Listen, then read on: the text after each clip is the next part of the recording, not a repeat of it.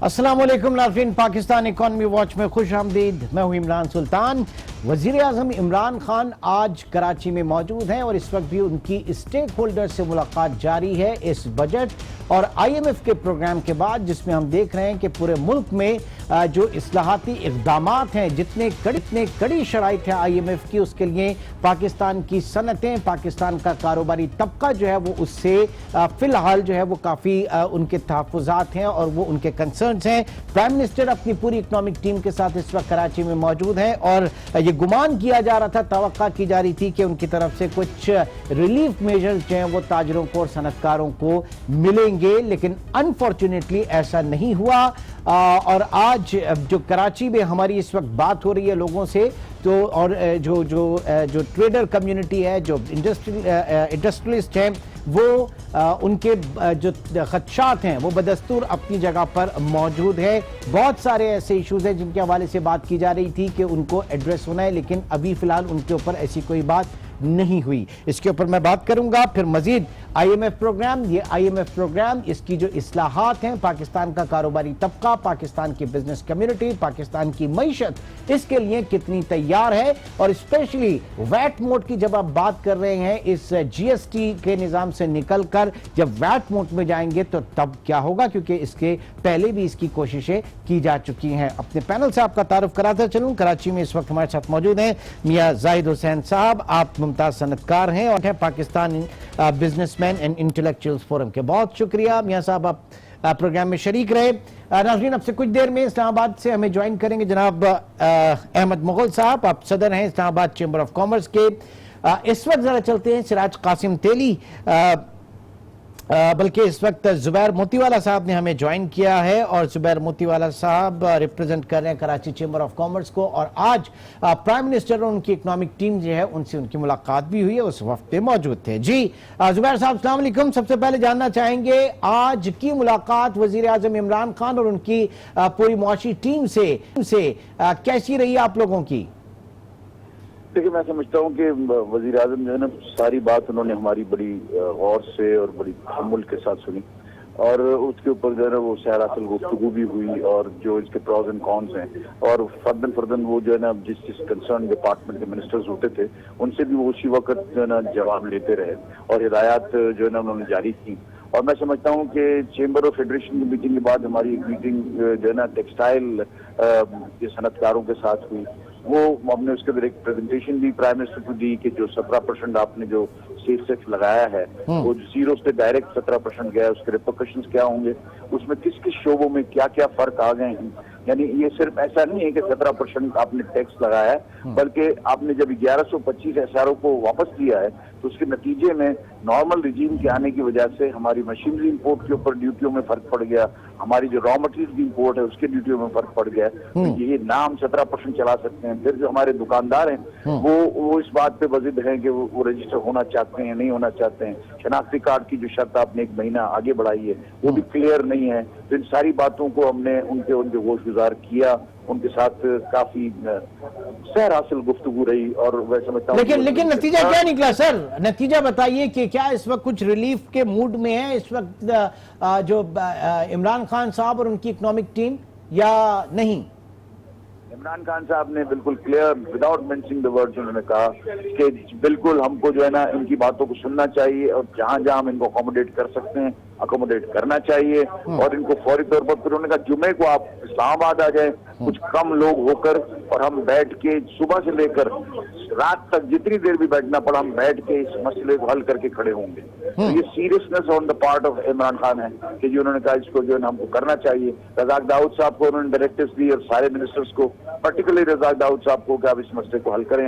रज़ाक दाऊद साहब ने हमसे खिताब भी किया कि जी इसको मैं चाहता हूँ कि कुछ मसले ऐसे हैं जो आप लोग नहीं मानते। उन्होंने सालिस का किरदार अदा करने की हैसियत में उन्होंने बात की कि एज अ कॉमर्स मिनिस्ट्री उनका कंसर्न ये है कि एक्सपोर्ट बढ़े और कॉमर्स के अंदर तरक्की आए, यानी कि वाइब्रेंसी आए, इकोनॉमी में वाइब्रेंसी आए, एक्सपोर्ट में आए, इंपोर्ट्स कम हो, जो इनके फराइज है मनसबी है उसके हिसाब से उन्होंने बात की। और उस बात के साथ साथ उन्होंने ये कहा कि ठीक है इसको मैं होस्ट करूंगा और मैं आपको बुलाता हूं और हम जुमे के दिन बैठेंगे और इंशाल्लाह ताला इस किस्से को खत्म करके हाफिज शेख साहब भी बैठेंगे, हमाद भी बैठेंगे और आपका जो है ना शब्बर जैदी साहब भी बैठेंगे और ये हम सारे करेंगे। हफीज शेख साहब से कैसे मामलात रहे आज? हफीज शेख साहब, मेरा अपना ख्याल ये है कि वो देखें, हमारा ये पुराना तजुर्बा है कि जो फाइनेंस होता है वो रिलैक्सेशन देने में हमेशा सख्त होते हैं। आप अगर अपने इदारे में भी देख लें, जो आपके जो फाइनेंस डायरेक्टर होंगे वो थोड़े से जो है ना वो होते हैं कि मैं पैसे ना दूं किसी तरह से। तो यहाँ भी जो है ना वो कोई रिलैक्सेशन के वो मूड में लगते नहीं थे, लेकिन मेरा ख्याल है वो उनके अपने पोर्टफोलियो की डिमांड है। जिस तरह से रजाक दाऊद साहब के पोर्टफोलियो की डिमांड है कि एक्सपोर्ट बढ़े और कोई प्रॉब्लम हम उनको रिजॉल्व कर दें, ताकि जो इनके मसले हम हल करें, ताकि डॉलर आए, एक्सपोर्ट मेरी बढ़ाऊं और मेरा परफॉर्मेंस हो। इसी तरह से वो अपने परफॉर्मेंस की बात करते हैं कि मैं रेवेन्यू कलेक्ट करूं। अगर टैक्स की कटौती करेंगे, कमी करेंगे तो मेरा ख्याल है नहीं होगा, ये उनका होगा। लेकिन बहरहाल उनका एटीट्यूड जो है वो थोड़ा सा ऐसा था कि जो है ना हम ये कर सकते हैं, ये नहीं कर सकते। तो मतलब वो बिल्कुल without mentioning the word to बात वैसे भी करते हैं, उनकी आदत है। तो हम, मेरा ख्याल है कि ये लॉजिकल बातें हैं जो हम कर रहे हैं। 0 से 17 जा नहीं सकते, क्योंकि इतना लंबा जंप अगर हम लेंगे तो कैसे वो अब्जॉर्ब करेगा। सही, ये बताइए ये 13 तारीख से जो स्ट्राइक वगैरह का सिलसिला था उस पे क्या अपडेट है? फिर आप लोग अभी भी वहां बैठे, आप लोगों का इजलास जारी है, किस बात पे आप लोग, क्या चल रहा है वहां पर? देखें जी, बात यह है कि हमारा इजलास वो ट्रेडर्स का इजलास नहीं है, हमारे सारे इंडस्ट्रियलिस्ट हैं जिनके यूनिट बंद पड़े वो बैठे हैं यहाँ, और वो हम यही सोच रहे हैं कि फिर 2 दिन का और आ गया और 2 दिन और इंडस्ट्रियां बंद हो जाएंगी। मैंने आखिर में दरखास्त भी की कि ये जो है ना ये मामला जो टैक्स रेट का है, कम से कम बाकी बहुत सारे मामला को हम छोड़ दें, इसको आप आज हल कर दें ताकि फैक्ट्रियां चलना शुरू हों, और ये जना वो शनाख्ती कार्ड वाला और ये दोनों कर दें। उन्होंने कहा नहीं, जुम्मे के दिन हम आज जाके कैबिनेट की मीटिंग करेंगे, फौरी जाके यहाँ से जाएंगे इस्लामाबाद, कैबिनेट की मीटिंग करेंगे, हम इसमें फैसले करेंगे और आपको परसों बुला के आपके साथ वो फैसला कर लेंगे। तो फिर हम ज्यादा इंसिस्टेंस का कोई मसला नहीं था, तो हम ये इसलिए सारे बैठे हैं और सारे आए हुए हमारे। आपकी इंडस्ट्रीज का प्रेजेंट स्टेटस क्या है इस वक्त? इस वक्त जो लोकल को जो कैटर करते हैं वो तमाम के तमाम बंद है साहब। वो मैंने वजीर आजम को भी बताया कि लोकल का जो माल चलाते, क्योंकि जो दुकानदार हैं वो किसी सूरत में भी कोई किसी तरह की इनवॉइस लेने को, शनाख्ती कार्ड देने को और रजिस्टर होने को तैयार नहीं है। जब वो तैयार नहीं है तो फिर वो जाहिर है प्रोग्राम भी नहीं देते। उनका जब प्रोग्राम आता है तो हमारी मिलें चलती हैं। तरीकाकार कुछ इमरान ऐसे है ना कि आपने कोरा कपड़ा मुझे भेजा और कहा कि भाई लाल रंग कर दो या पीला कर दो, तो मैंने आपके इंस्ट्रक्शन पे करना है। अब वो अगर मैं उससे कहूंगा कि ये गैस के रेट बढ़ गए जिसके ऊपर 20% लागत बढ़ी है, 31% गैस के रेट बढ़े, डिवैल्यूएशन हुआ, फिर आपके इलेक्ट्रिसिटी के रेट बढ़े, इन तमाम को जब लगाते हैं तो 20% एक लागत बढ़ गई, फिर 20% इसके ऊपर टैक्स लग गया, 17% प्लस 3%, तो 40% जो है ना वो बहुत कुछ ज्यादा हो गया। तो वो देने को तैयार नहीं है, उन्होंने ऑर्डर्स देने रोक दिए। हम इसलिए इससे कम नहीं कर सकते कि इसमें हमारा तो कुछ भी नहीं है, ये तो गवर्नमेंट ने जो बजट के जरिए लागू किए हैं वो हैं। तो उस वजह से जो है ना फैक्ट्रियां चलने से कासिर हैं, ये नहीं है कि चला नहीं रहे। इसमें जो एक्सपोर्ट के जो फैक्ट्रियां एक्सपोर्ट को कैटर करती हैं वो कुछ ना कुछ चल रही हैं, लेकिन जो लोकल को कैटर करती हैं वो बिल्कुल और जब बात की जाएगी इस वक्त अभी शनाख्ती कार्ड पे आप ये देख रहे हैं कि ये एक रेजिस्टेंस देखी जा रही है, तो जब वैट मोड में जाने की बात की जाएगी प्रेजेंट जीएसटी से, वो जो आपका मैन्युफैक्चरर, होलसेलर, रिटेलर और कंज्यूमर वाला साइकिल पूरा बनेगा, इससे पहले भी कोशिश की जा चुकी है, तो क्या उसके लिए तैयार है लोग ज़हनी तौर पे, या उसे भी प्रॉब्लम आएगा वहां पे भी? I must say excellent question. देखें, बात यह है कि वैट है नाम वैल्यू एडेड टैक्स का, ठीक है, उसको हर सेक्टर ने अपना टैक्स देना है। रुई जब स्पिनर खरीदेगा तो उसने अपना देना है, स्पिनर वीवर को देगा, वीवर ने कपड़ा बना के अपना देना है, कपड़े के बाद प्रोसेसिंग वाला आएगा, प्रोसेसिंग वाला अपना देगा, होलसेल वाला अपना देगा, फिर रिटेल वाला अपना देगा, सबने अपने अपने हिस्से का देना है, अगले हिस्से वाले को लेना है। ये सेल्फ पुलिसिंग निजाम है, ठीक है। बात यह है कि अगले वाले हिस्से का अगर नहीं भरा हुआ होगा तो वो हिस्से का भी मैंने भरना है। तो मैं ऑलरेडी इनवॉइस के ऊपर इंसिस्ट करूंगा। हमारा अलमिया इस वक्त ये बंद होने की जो वजह है वो ये है कि government failure on the part of the government कि टू रजिस्टर द ट्रेडर। अगर वो रजिस्टर्ड होते तो आज ये मामला ही ना होती। चूंकि वो रजिस्टर रही है तो चेन कंप्लीट नहीं होती, और वैल्यू एडेड वैट के अंदर जब तक आपकी चेन कंप्लीट नहीं होती आप इस टैक्स को नाफिज नहीं कर सकते। हम यही हुकूमत को बताते हैं कि आप चेन कंप्लीट कर दें, फिर हमसे बात करें, हम कर लेंगे। ठीक है, बहुत शुक्रिया जुबैर मोतीवाला साहब, आप इस वक्त हमें अपडेट कर रहे थे। जाहिद हुसैन साहब जनाब, अब सारा का सारा मसला जो है वो पाकिस्तान की जो अनडॉक्यूमेंटेड पैरेलल इकोनॉमी है, हुकूमत की पूरी कोशिश है कि उसको डॉक्यूमेंटेशन की तरफ लेकर आए और यकीनन ये इससे कोई भी इनकार नहीं करेगा, ये रियासत के हक में, ये खुद पाकिस्तान की प्रोग्रेस के हक में और हमारी पूरे मुआशरे के लिए सही है। लेकिन क्या ये मुमकिन है, क्योंकि इससे पहले मुशर्रफ एरा में भी कोशिश हुई थी इन तमाम चीज़ों को करने की, वैट की उसके ऊपर, अब सूरत हाल क्या बनती हुई नजर आ रही है? क्या आप लोग समझ रहे थे कि आज बड़ा रिलीफ मिलने का मूड था, इम्कान था, तवक्कात थी, बात कहाँ जा रही है? देखें इमरान साहब, बात यह है कि अभी जैसे आपने कहा, जुबैर भी कह रहे थे, एक तरफ है हमारी कौमी ज़रूरत और दूसरी तरफ कौमी ज़रूरत के साथ साथ हम एक बुरी तरह से एक दलदल में फंसे हुए भी हैं।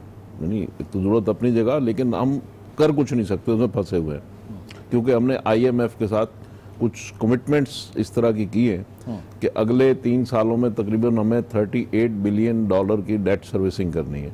ठीक, अगर IMF का बैरियर हम क्रॉस ना करते तो हमें वो $38 बिलियन जो दूसरे लैंडर्स हैं उनसे हमें ना मिलता, तो लिहाजा वो स्पेस हमें चाहिए थी। इसलिए हमने ये लकीरें रगड़ के और हमने ये $6 बिलियन के लिए, और $330 बिलियन की पाकिस्तान की इकॉनमी है। ठीक, अब एक जो हमारी एटॉमिक पावर है, न्यूक्लियर पावर है, और $330 बिलियन की हमारी इकॉनमी है, लेकिन हम जाके इस जगह गड़े में फंस गए कि हम IMF के साथ हमें कुछ ना कुछ डील करनी थी और उसके नतीजे में फिर $38 बिलियन के जो दूसरे हमारे लैंडर्स हैं उनसे हमारे एग्रीमेंट्स होंगे, अदरवाइज हम डिफॉल्ट करते हैं।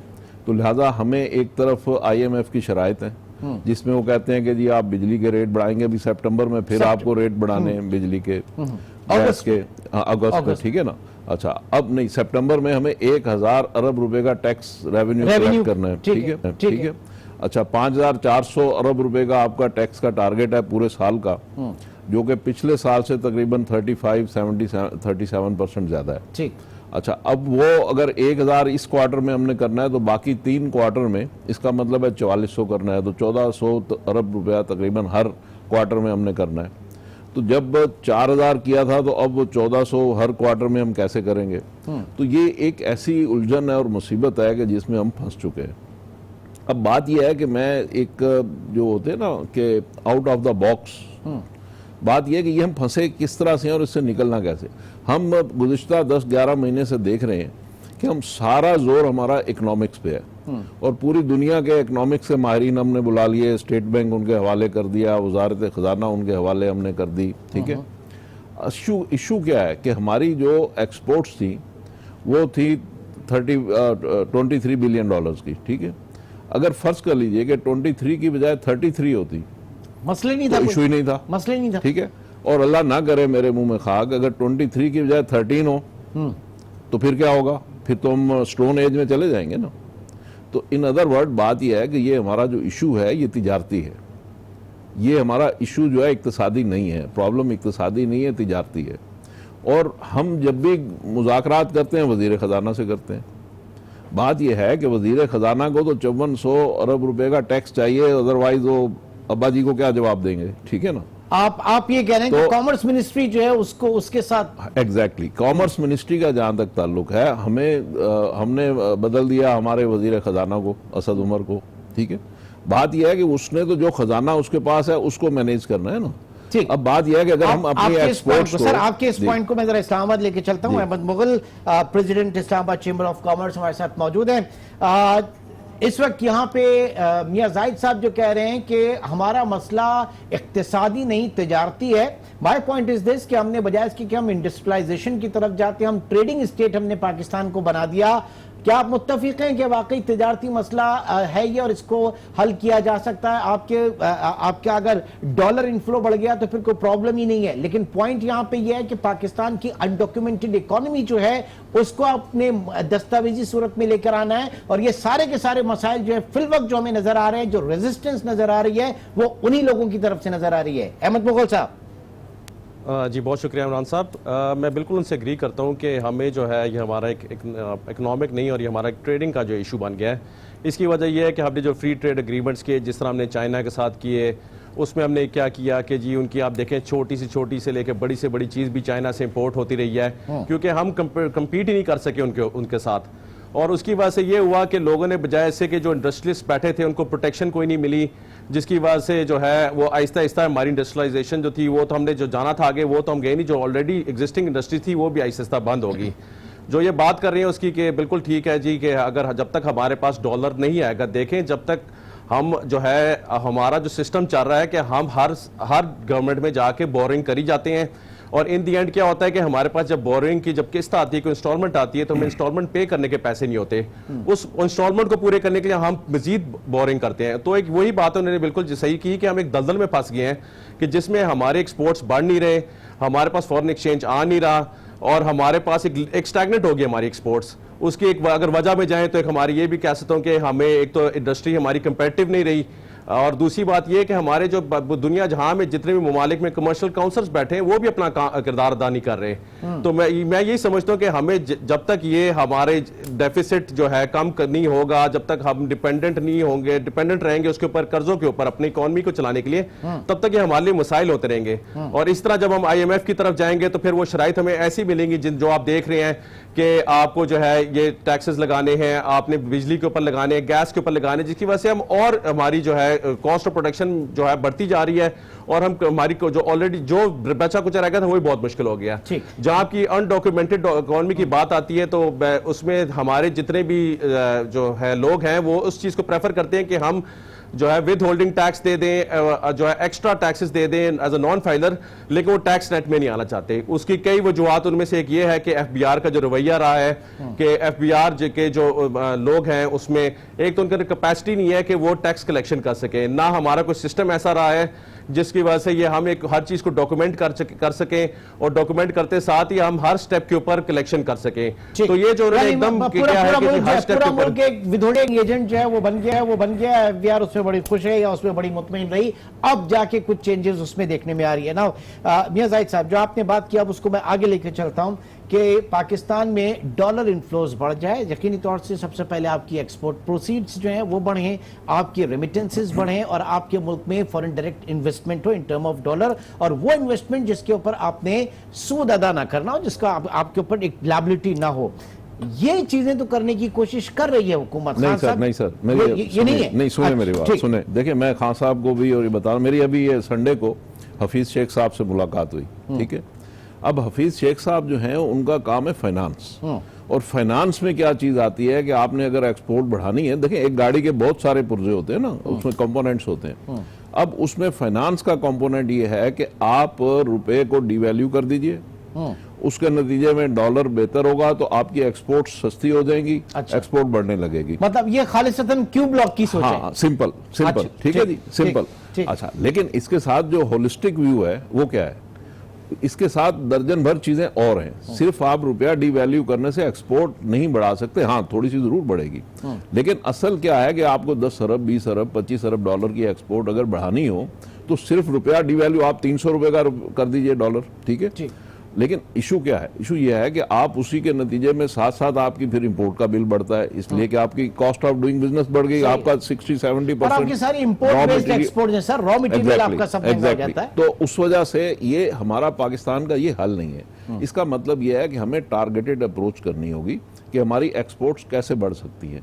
उसके लिए आपको स्पेशलाइज्ड किस्म के सिस्टम बनाने होंगे जो मिनिस्ट्री ऑफ कॉमर्स बना सकती है।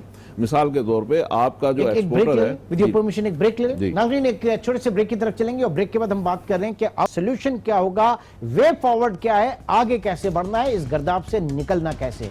एक छोटे से ब्रेक के बाद दोबारा मिलते हैं।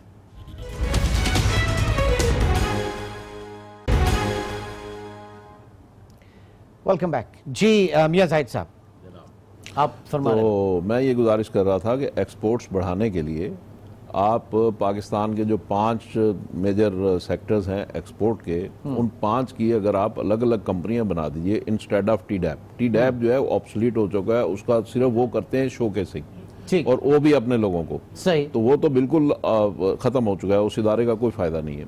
आप उसकी बजाय जो 5 एक्सपोर्ट के इदारे जो कमोडिटीज है हमारी, उसकी आप 5 अलग अलग इदारे बना दीजिए, हर एक में 25-25 जो उसके टॉप मोस्ट एक्सपोर्टर्स हैं बड़े, उनको उसका डायरेक्टर बना दीजिए, बाकी जो उसी सेक्टर के जो एक्सपोर्टर्स हैं उनको उसकी जनरल बॉडी का मेंबर बना दीजिए और उसका जो सीईओ है वो इंटरनेशनल मार्केट से आप लेकर आए ताकि वो इदारा जो मैं प्रपोज कर रहा हूँ वो इदारे जो अपनी अपनी कमोडिटी का काम करेंगे सेक्टोरल ग्रोथ के लिए और वो उसके लिए ब्रांडिंग का काम करेंगे, वो पैकेजिंग का काम करेंगे, प्राइसिंग का, प्लेसमेंट का, जो मार्केटिंग के टूल्स होते हैं वो उसकी अपना रिसर्च एंड डेवलपमेंट का, सर्टिफिकेशन का, स्टैंडर्डाइजेशन का, ये सारे काम वो इदारे करेंगे। ठीक है, यानी बाइफरकेट करें और उसके बाद तरजीह सेक्टर स्पेसिफिक। अच्छा, और एक काम और जो बड़ा जरूरी काम है वो काम क्या है कि आप ये जो एक्सपोर्ट ओरिएंटेड जो हमारे हैं जो सेक्टर्स हैं इनकी कॉस्ट को सही रखने के लिए, कॉम्पिटिटिव रखने के लिए विद देयर कॉम्पिटिटर्स।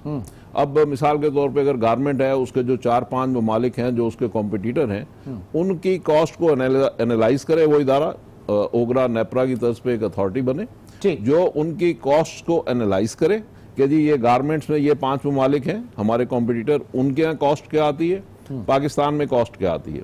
अगर पाकिस्तान में कॉस्ट कम आती है तो उसको बढ़ा दीजिए, अगर उसकी ज्यादा आती है तो कम कर दीजिए। एक सेकंड तो इस तरीके से हमारी जो कॉस्ट है अगर कॉन्स्टेंटली अगर कॉम्पिटिटर कंट्रीज के साथ कॉम्पेटिबल होगी, कॉम्पिटिटिव होगी, तो इसका मतलब होगा कि एक एंड हमने कंट्रोल कर लिया, दूसरे एंड पे हमने मार्केटिंग कंट्रोल कर ली, तो आपकी एक्सपोर्ट्स जो है वो बढ़ना शुरू हो जाएंगी। अगर आप ये दो काम नहीं करेंगे, जो मिसिंग लिंक्स हैं, तो आप रुपए को जितना मर्जी डिवैल्यू कर लीजिए। अली खिजर ने हमें ज्वाइन किया, head of research Business Recorder. Ali Khizar, I hope कि आप मियां जाहिद साहब जो इस वक्त बात कर रहे थे, एक out of the box solution पेश कर रहे थे, आपने वो सुना होगा।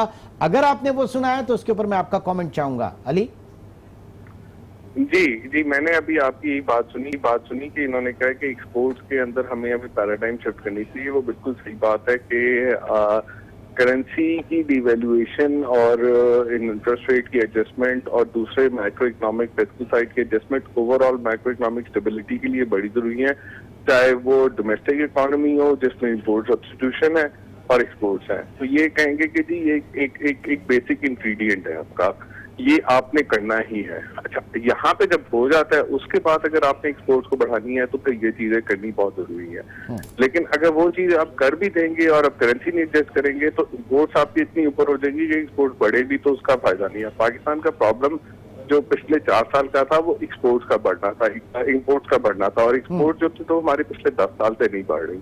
तो वो तो हमें नए एवेन्यूज देखनी है, नई मार्केट देखनी है, नए सेक्टर्स देखनी है। हमारे यहाँ पूरी जो कहते हैं कि वो प्रोडक्टिविटी उसके पैराडाइम्स को शिफ्ट करना है। हमें बाहर से जॉइंट वेंचर्स लाके यहाँ पे नई चीजें लानी है। जो स्पेशल इकोनॉमिक जोन्स हैं उसके अंदर हमें बाहर की कंपनीज को इनवाइट करना है, उन्हें कहना है कि आप यहाँ पे मैन्युफैक्चर करिए फॉर लोकल एंड एक्सपोर्ट्स, और आहिस्ता आहिस्ता उससे स्पिल ओवर हो और यहाँ पे स्किल सेट इसको आए। ये एक लंबा प्रोसेस है, इसमें कई साल लगेंगे, लेकिन इसमें अब जब शुरू करेंगे तो होगा। बाकी ये है कि जो इस वक्त मैक्रो इकोनॉमिक एडजस्टमेंट्स है वो हो रही हैं। IMF का प्रोग्राम आ गया है। ठीक है अली, आपने अगर IMF प्रोग्राम के हवाले से जब पहले बात की जा रही थी, उसकी जब वेबसाइट के ऊपर वो शराइत सामने आई तो पता चला कि पाकिस्तान जो है वो GST से निकलकर वैट वैल्यू एडिड मोड में जाएगा इस प्रोग्राम के दौरान, और ये एक शर्त है। मैं इसके ऊपर जानना चाह रहा हूं क्योंकि अभी हम ये देख रहे हैं कि आपकी इकोनॉमी जो है वो अनडॉक्यूमेंटेड जो साइड्स है उसके ऊपर काफी रेजिस्टेंस देखने में आ रही है। तो ये तजर्बा माजी में भी हम करने की कोशिश कर चुके हैं, अब कितना हम इसके ऊपर कर सकते हैं? क्या ये ग्राउंड रियलिटी होगा, ये हो पाएगा कि नहीं हो पाएगा?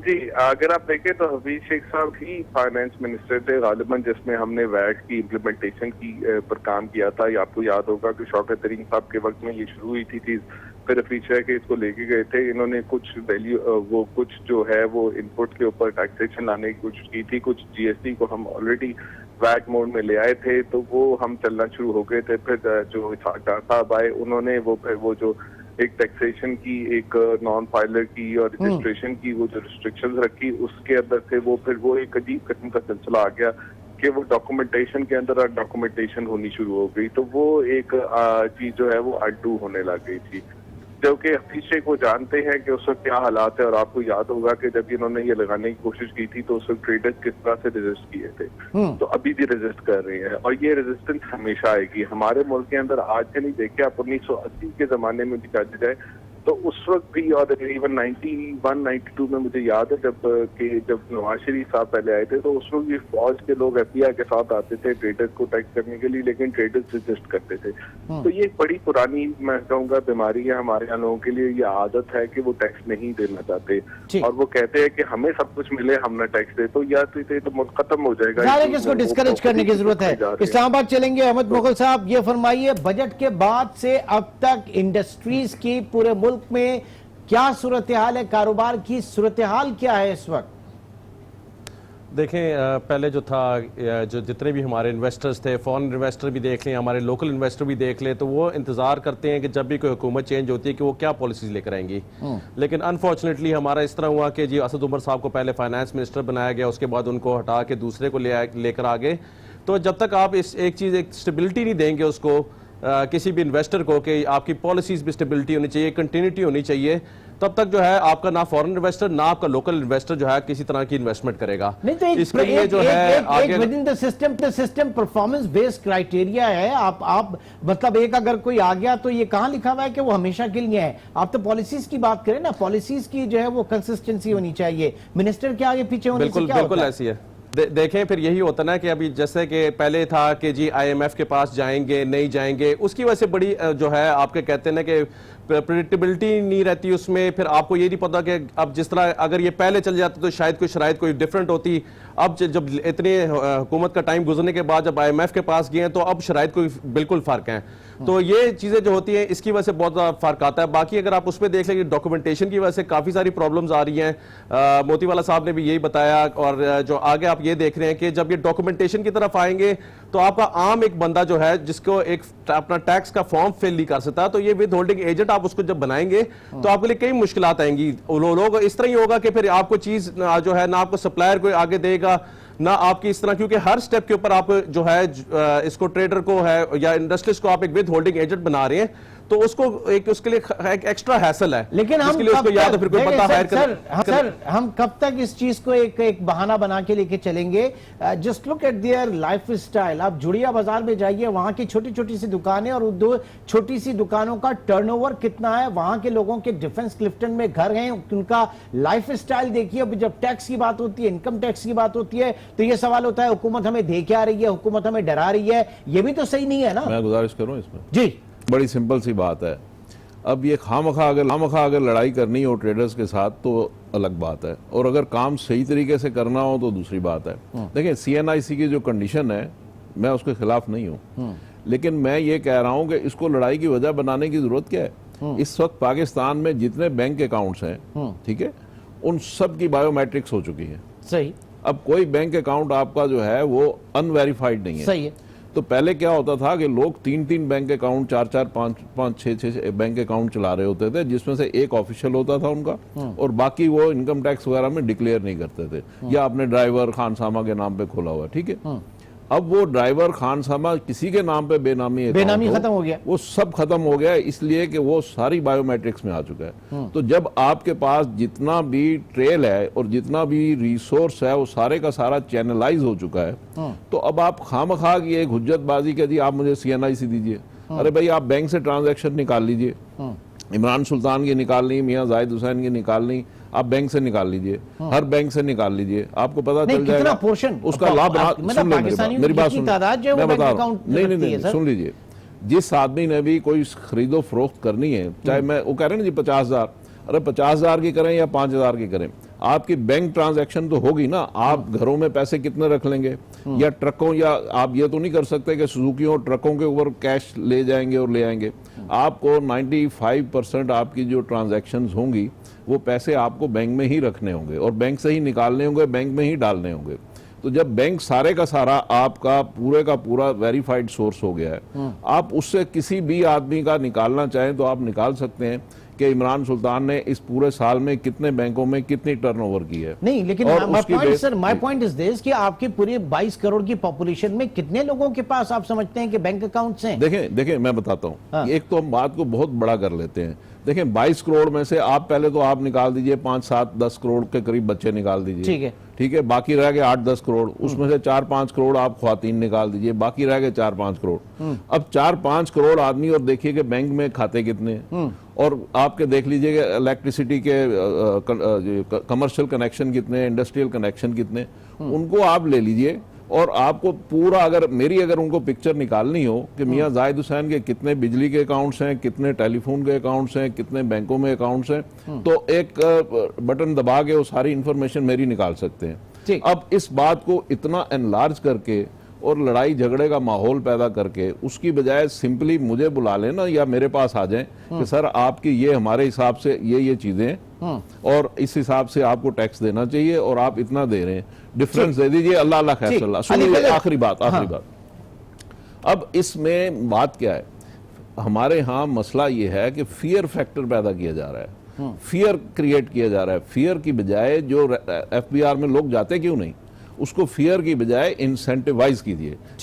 इंसेंटिवाइज करेंगे और इस तरह से बड़ी लड़ाई पैदा करने की बजाय छोटे ग्रुप्स में चलेंगे तो मसला हल हो जाएगा। ठीक है, इस अनदर जो एक सवाल है, जो एक बात यहाँ पे आउट ऑफ द बॉक्स में कहूंगा, तो अली खिजर आपकी वेलकम बैक। अली खिजर असलम की तरफ चलते हैं, लेकिन उससे पहले मियां साहब, आप जो हमारी इकोनॉमी के साइज की बात हो रही थी in term of dollar, you said 330, अब डेप्रिसिएशन के बाद वो 270 बिलियन डॉलर अब 270 बिलियन है ना, और अब वो चली जाएगी $250 बिलियन पे, और कम हो जाएगी। क्यों कि पाकिस्तान का इकोनॉमी का जो पहले GDP था 5.8 था, 6.2 होने जा रहा था, अब वो 2, अच्छा इस साल की जो उन्होंने IMF ने कहा है कि अब अगले साल 2.4 होगी, इस साल 2.7, अगले साल 2.4।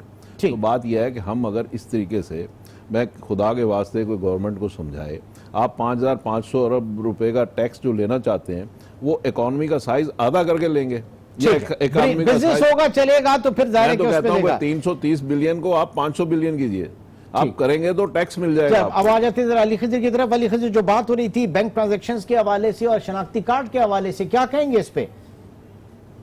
जी, पहले मैं ये बताता चला कि इकोनॉमी के साइज जो श्रिंक हुआ है उसकी वजह एक ये थी कि करेंसी आपकी ओवर वैल्यू थी, आप 130 के ऊपर आपका रेट था, वो अब 97-96 पे आ गया है, बल्कि शायद इससे भी नीचे आ गया। तो उसकी वजह से जो है इकोनॉमी साइज इसकी है कि कोई इन्फ्लेशन ज्यादा नहीं। इन्फ्लेशन पिछले साल आपकी 7% रही है, उससे पिछले साल से 4% रही है, और करेंसी आप इन दोनों सालों में देखें तो 30-35% से नीचे गिर चुकी है। अब अगर अब नीचे हमारी करेंसी गिरेगी तो उससे इन्फ्लेशन बढ़ेगी तो, और आपका रियल GDP 2% के साथ इन्फ्लेशन होगी तो वो करेंसी की डिवेल्युएशन को कॉम्पनसेट कर देगी, तो नॉर्मल GDP बढ़ेगा तो 325 से 225 नहीं आने लगा, तो और 2% ये ग्रोथ ही है, तो ये 325 के करीब ही रहेगा, और ये इसका रियल नंबर आ ठीक है। आगे बात आपकी आगे आती है कि डॉक्यूमेंटेशन, तो मेरे ख्याल में डॉक्यूमेंटेशन की हमने कल जो बात की थी, बड़ी क्लियर बात की थी कि भाई डॉक्यूमेंटेशन और टैक्स कलेक्शन 2 अलग सिलसिले हैं, और डॉक्यूमेंटेशन दुनिया की जरूरत है, फाइटर की जरूरत है आपकी, और ये पूरी आपने जो ECB की सिग्नेटरी है जिसमें पूरी दुनिया है, उसका मसला है, और इसमें दुबई की इकोनॉमी इससे गिर रही है, इससे और जगहों की इकोनॉमी से गिरी है, वर्ल्ड ट्रेड श्रिंक हो रही है इसकी वजह से, उसमें US ट्रेड और वो चाइना की वॉर भी आ जाती है ट्रेड की, और ये बड़ा कॉम्प्लेक्स फिनोमेना है, वो आप उसकी तरफ ना जाए, पाकिस्तान के स्पेसिफिक्स में आए तो टैक्सेशन कलेक्शन 5.5 ट्रिलियन नहीं हो सकती, इकोनॉमी उससे और स्क्वीज होगी। इकोनॉमी को हमें थोड़ा खोलना है, उसे इंसेंटिवाइज देना है, कुछ उसको इसका एक ही तरीका मुझे नजर आता है जो इसको करने का है, वो ये तरीका आता है कि आपका ईज ऑफ डूइंग बिजनेस के ऊपर कुछ स्कोर बेहतर हो, आपकी करेंसी आपकी हो गई या आपकी सिक्योरिटी और एनर्जी की पोजीशन बेहतर हो गई है, तो आपकी फॉरेन इन्वेस्टमेंट आ जाए, और जब फॉरेन इन्वेस्टमेंट आएगी तो चीजें चेंज हो जाएंगी। अगर वो नहीं होगी तो ये इकोनॉमी ऐसे चलेगी जैसे ये 2009 से 2012-13 तक गई थी, और अगर फॉरेन इन्वेस्टमेंट आ जाती है तो इकोनॉमी ऐसी चलेगी जैसे 2002 से 2005-7 तक गई थी। ठीक है अली, मैं प्रोग्राम में वक्त की कमी है। अहमद मुगल साहब, आप इस वक्त क्या देख रहे हैं? आपकी फेडरेशन, आपका चेंबर जो है वो किस तरीके से देख रहा है इस तमाम हालात को? मुल्क में इस वक्त जो मईशत, जाहिर है कि इस वक्त हम बड़ी क्रिटिकल पोजीशन में हैं, क्रिटिकल कंडीशन में हैं, किस तरह से देखा जा रहा है और तरजीहात क्या हैं इस वक्त?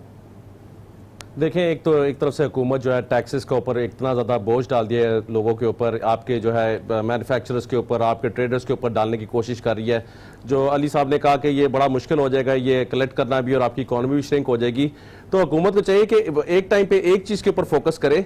एक तरफ आप कहते हैं टैक्स कलेक्शन भी करनी है, हमने इंपोर्ट्स भी बंद करनी है, हमने ये चीज़ें भी करनी है, बहुत सारी चीज़ें जो है वेरिएबल्स के साथ हुकूमत कर रही है। बाकी जो डॉक्यूमेंटेशन की बात आती है, बिल्कुल उनके मैं एग्री करता हूँ कि आपके पास सारा का सारा रिकॉर्ड है कि आपके कमर्शियल कनेक्शंस कौन से हैं, आपके पास वो कौन से हैं, तो हम तो इसके हक में कि डॉक्यूमेंटेशन हो, लेकिन ईज ऑफ डूइंग बिजनेस होगा। जब तक आप आसान नहीं बनाएंगे टैक्स, अपना टैक्स का फॉर्म फिल करना, जब तक आप ये सारी चीजें आसान नहीं, जब तक आप इसका सिस्टम एक अच्छा नहीं बनाएंगे, तब तक ये जो है कि हम आपके साथ मसाइल नहीं रहेंगे। और ये जो आपकी रेजिस्टेंस है, आपकी एक ट्रस्ट डेफिसिट है आपका एफबीआर के साथ, आपके ट्रेडर्स के साथ, इंडस्ट्रीज के साथ, के जो जितना मर्जी भी टैक्स दे दे, उसके बावजूद भी उनसे कहते हैं कि नहीं आप फिर भी टैक्स में जो है एवेजन कर रहे हैं कोई ना कोई।